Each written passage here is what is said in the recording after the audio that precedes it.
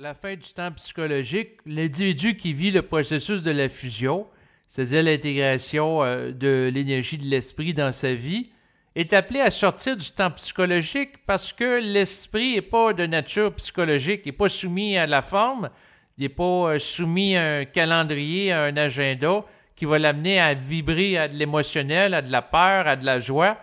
Il n'y a pas d'émotion en montagne russe associée à une temporalité dans la conscience de l'esprit. Il y a plutôt un calme. Donc, la personne qui vit le temps de l'esprit en y entrant, en sortant du temps psychologique, le temps de la réflexion, le temps de l'ego sous influence astrale, connaît une forme de libération psychique et un vide mental, ce qui fait qu'elle est bien dans sa peau.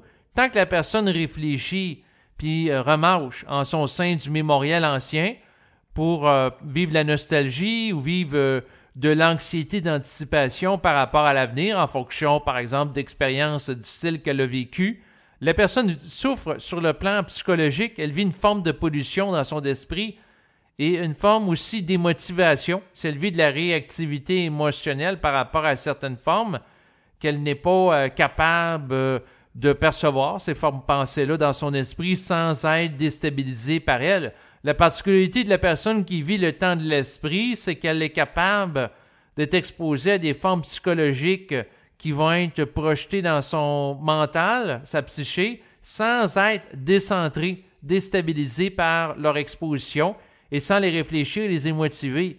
Donc, c'est sûr que si quelqu'un, par exemple, est en train de faire une activité, puis il lui vient en tête une image du passé alors qu'elle avait fait un beau voyage, elle peut, si elle les motive, la forme, vivre un état de nostalgie qui va dire « Ah, c'était le bon temps, alors qu'aujourd'hui, je ne vis pas ce voyage. » Donc, la personne peut se réfléchir là-dedans en termes de jeu, sous influence d'énergie astrale, se dévitaliser et à ce moment-là, vivre une soumission à une temporalité psychologique alourdissante.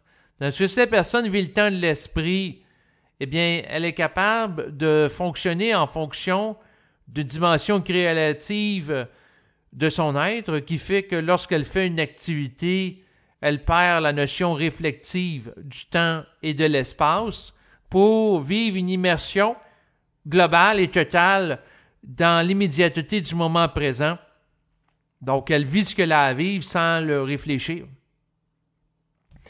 La sortie du temps psychologique pour un individu, dans le fond, va s'effectuer à mesure que l'être humain va se libérer de la soumission à des formes pensées qui temporalisent son mental. Et ce qu'il faut réaliser, c'est que d'un certain point de vue, le temps psychologique, c'est une forme de pollution. C'est sûr que c'est nécessaire. Tant que l'être humain n'est pas capable de supporter la présence de l'esprit et du vide mental, c'est intelligent qu'il puisse bénéficier de l'encadrement du temps psychologique. Mais éventuellement, il est appelé à connaître la fin du temps psychologique dans le sens d'être soumis à ça, qu'il crée une lourdeur dans sa psyché pour vivre le temps de l'esprit qui est au-delà de ça et qui, dans le fond, va relier l'être humain au cosmos. Le temps psychologique garde l'individu dans un état de quarantaine par rapport à un système temporel auquel il est soumis. Et lorsque la personne est capable de se libérer à la soumission des formes temporelles, eh bien, à ce moment-là, elle peut composer d'une manière consciente avec le cosmos au-delà de ça. Mais ce qu'il faut réaliser aussi, c'est qu'un individu peut être en contact avec l'esprit tout en évoluant, se trouvant en fait dans un système planétaire avec des rotations de journées, de mois, de saisons. Sauf que la personne ne va pas y motiver son rapport avec le temps, va ne pas vivre non plus une réactivité émotionnelle, ce qui fait qu'elle ne souffrira pas psychologiquement du temps. Une des particularités du temps psychologique, c'est d'amener une souffrance et une lourdeur énergétique qui résulte du fait que la personne ne vit pas un état de plénitude et elle vit un état de dissociation avec l'entièreté de son être, de division intérieure, qui est relative au fait qu'elle n'est pas capable de supporter totalement le réel qui est en elle. C'est entre autres la peur qui va faire que la personne, par exemple, au lieu de, par exemple, être totalement présente lorsqu'elle s'entraîne physiquement, elle peut regarder d'une manière compulsive, ça monte pour voir il est quelle heure, avec la crainte d'arriver en retard. C'est sûr que quelqu'un qui vit le processus de fusion peut avoir à fonctionner avec un temps planétaire, parce qu'après tout, la personne peut avoir encore à transiger avec des êtres sur le plan physique, sauf que elle ne regardera pas la montre en vibrant de la peur. Elle ne sera pas astralisée dans son rapport au temps. Elle ne vivra pas d'anxiété si elle se rapproche d'un rendez-vous important ou du moment qu'elle va faire, par exemple, un exposé oral. Non, elle va vivre ce qu'elle a à vivre sans le réfléchir, donc elle n'aura pas un problème d'anxiété, d'anticipation par rapport à l'avenir et un problème de nostalgie par rapport au passé. Donc elle n'enviera pas le passé, puis elle ne vivra pas un phénomène de désir aussi par rapport à l'avenir d'obtenir certaines choses. Parce que quelqu'un qui carbure au désir puis à la croyance que dans le futur, les choses vont s'améliorer pour elle, qu'elle va devenir riche, qu'il va y avoir du développement de technologies qui vont l'avantager. Si elle vit dans l'espoir par rapport à l'avenir, eh bien, à ce moment-là, elle ne vit pas dans le temps de l'esprit qui est au-delà de la temporalité planétaire. Donc, c'est sûr que tant que la personne réfléchit, elle analyse, elle calcule, elle fonctionne avec des paramètres de temporalité psychologique auxquels elle est sous influence, puis elle va connaître la réactivité émotionnelle. Tandis que si la personne fonctionne avec l'esprit, eh bien à ce moment-là, ça va l'amener à continuer à se trouver sur le plan terrestre pour le temps qu'elle a à exister sur Terre, mais en étant dans un état de centricité interne qui va faire qu'elle ne sera pas déstabilisée par les événements du passé. Par exemple, vivre des traumatismes en relation avec des mémoires anciennes qui se rattachent à des événements qu'elle a vécus. Mais elle ne vivra pas non plus un état de souffrance, d'anticipation par rapport à l'avenir. Finalement, elle va vivre le temps par rapport à ce qu'elle a à vivre dans le maintenant. Alors, son regard ne sera pas tourné vers le passé et aussi vers l'avenir dans le sens de vivre l'anxiété ou de l'espoir, bien que dans un sens, son regard va être tourné vers l'avenir parce que la personne qui vit d'esprit vit en relation avec une énergie qui la travaille en son sein pour la garder active par rapport à des projets qui se rapportent à l'avenir. Parce que le but de l'esprit, c'est d'amener sur Terre un renouvellement énergétique qui est en relation avec son devenir. Donc, l'individu qui vit le processus de conscientisation est appelé à œuvrer en ce sens. Donc, il va être dynamisé dans une action en fonction d'amener sur Terre des ajustements créatifs à son état.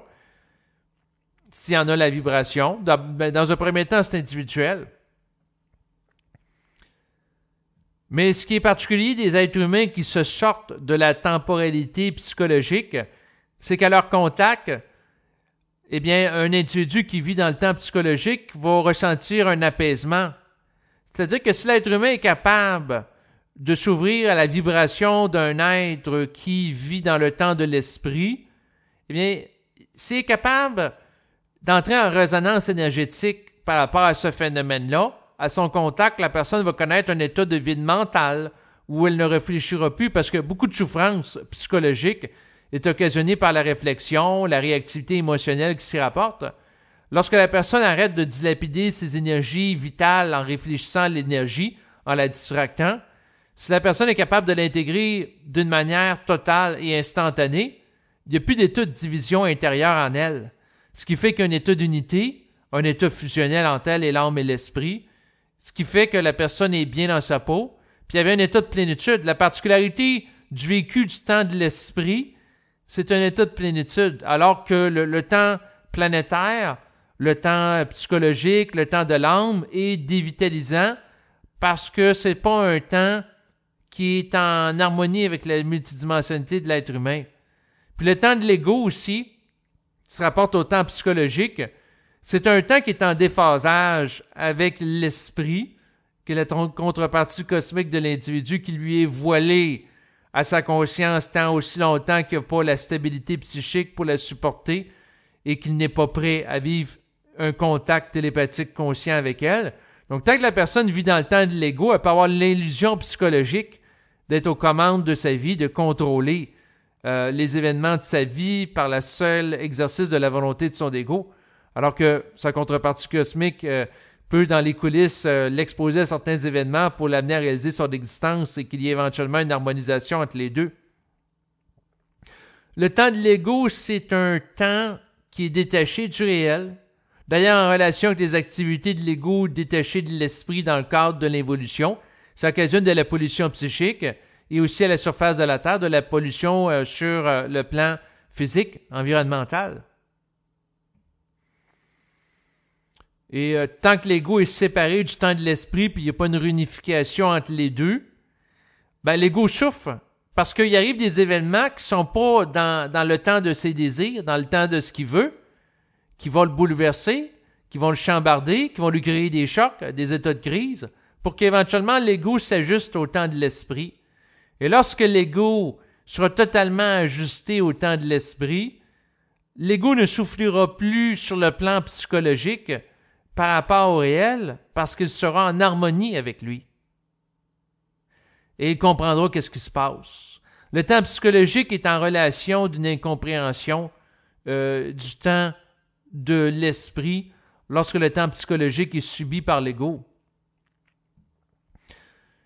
L'ego qui cherche à être en puissance en fonction de certaines notions temporelles, eh bien, à ce moment-là, s'il y a une attitude de vouloir être aux commandes de sa réalité en faisant fi de sa petite voix intérieure, de son esprit, ben tôt ou tard, il va vivre des oppositions pour qu'il finisse par l'écouter, parce que l'ego qui fonctionne d'une manière indépendante de l'esprit, en ayant l'illusion d'être en contrôle puis de vivre en son temps, tôt ou tard va être récupéré par le réel, parce qu'il va y avoir un retour, une confrontation entre lui puis la réalité.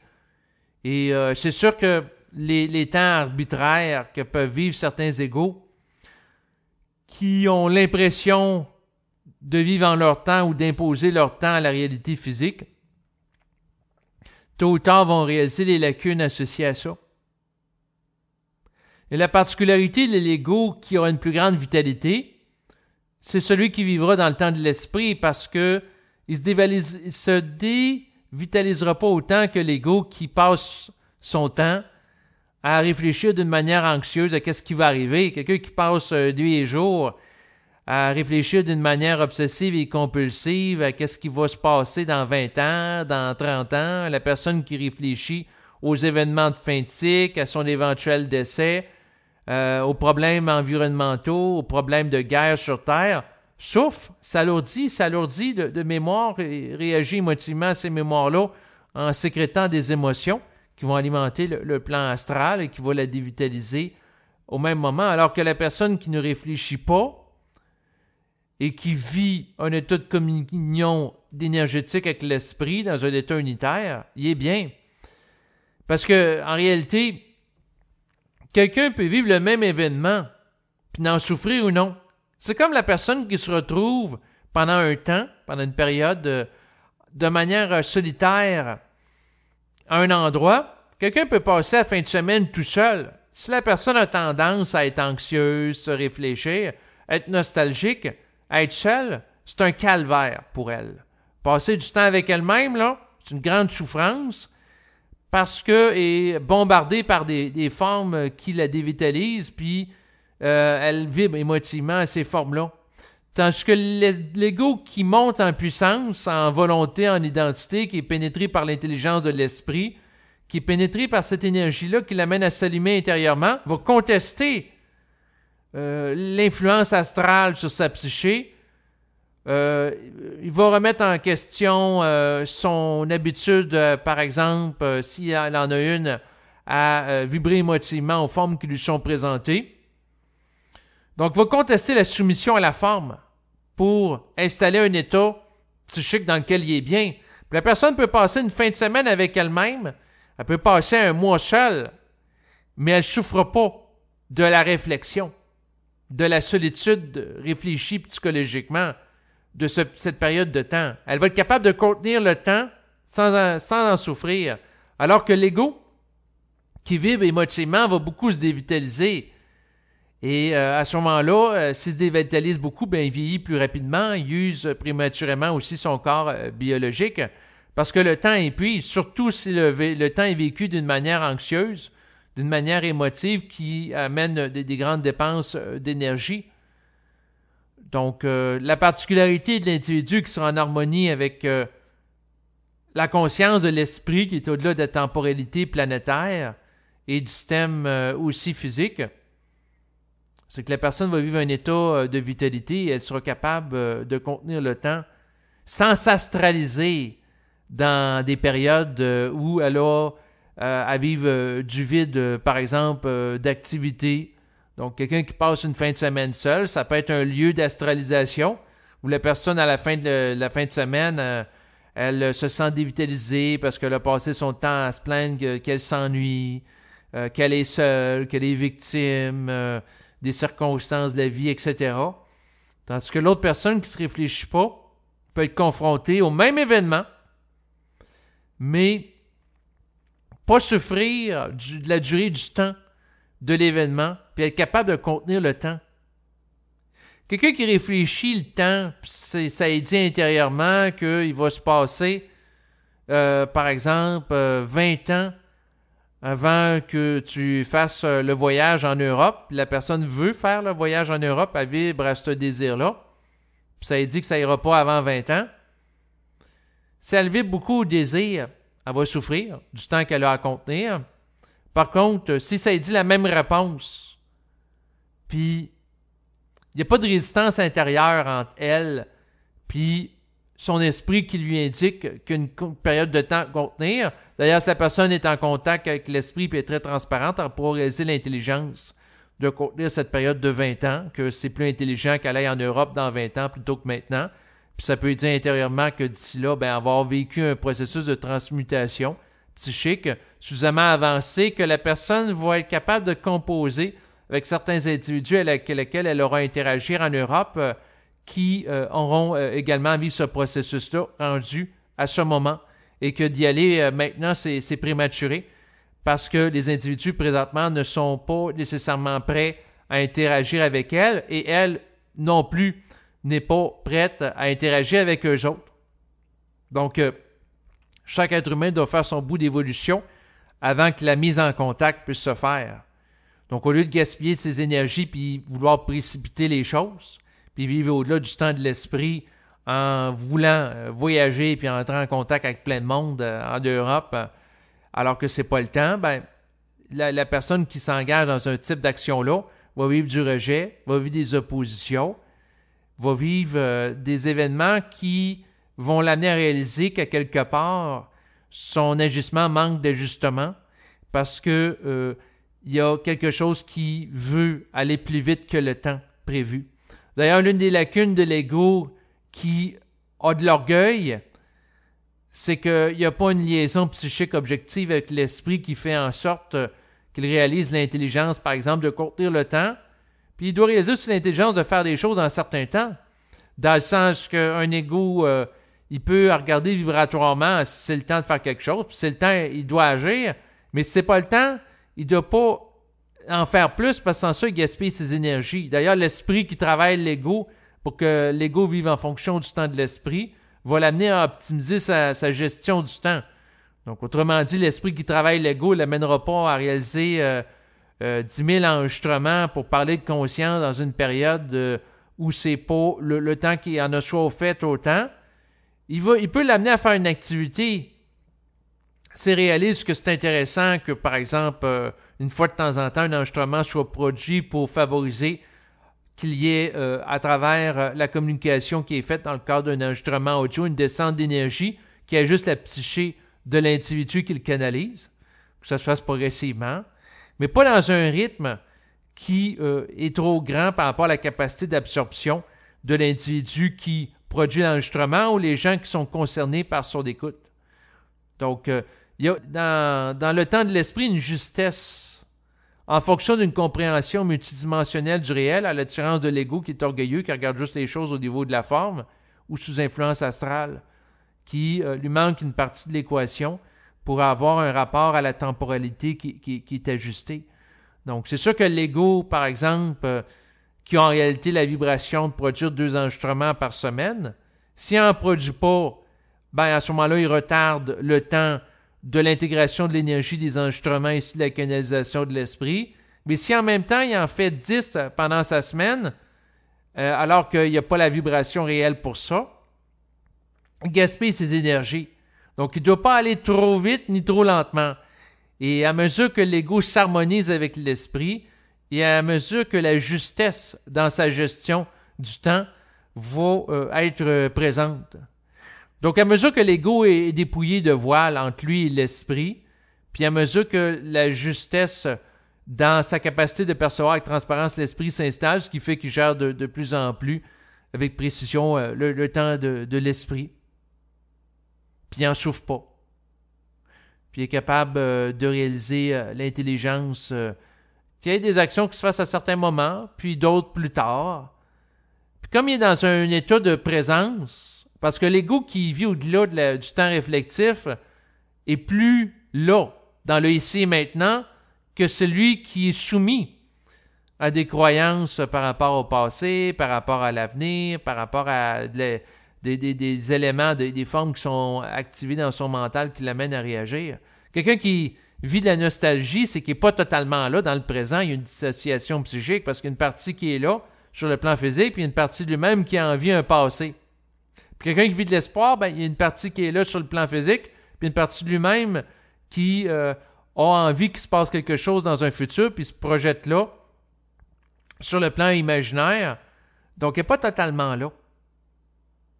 Tandis que la personne qui vit le temps de l'esprit est totalement là, et elle peut être totalement là sur le plan physique et simultanément totalement en contact avec le plan éthérique aussi. Mais c'est pas un contact avec le plan éthérique qui va aliéner l'individu, dans le sens que l'individu est soumis à un temps de l'esprit qui lui échappe et que la personne en souffre. Non. L'individu, d'ailleurs, qui monte en intelligence va ajuster l'esprit et éventuellement va amener à ce que l'agenda de l'esprit soit ajusté à l'individu. Donc, il peut modifier le temps de l'esprit par rapport à la programmation terrestre, étant donné que l'individu qui intègre la pénétration psychique de l'énergie de l'esprit aura la capacité de pénétrer par la suite à son tour l'éther. Donc, l'énergie de l'esprit en lui va faire un travail et lui, avec l'exercice de sa volonté, va être capable d'utiliser cette énergie-là pour ajuster le plan de l'esprit et modifier des programmations qui le concernent. Éventuellement.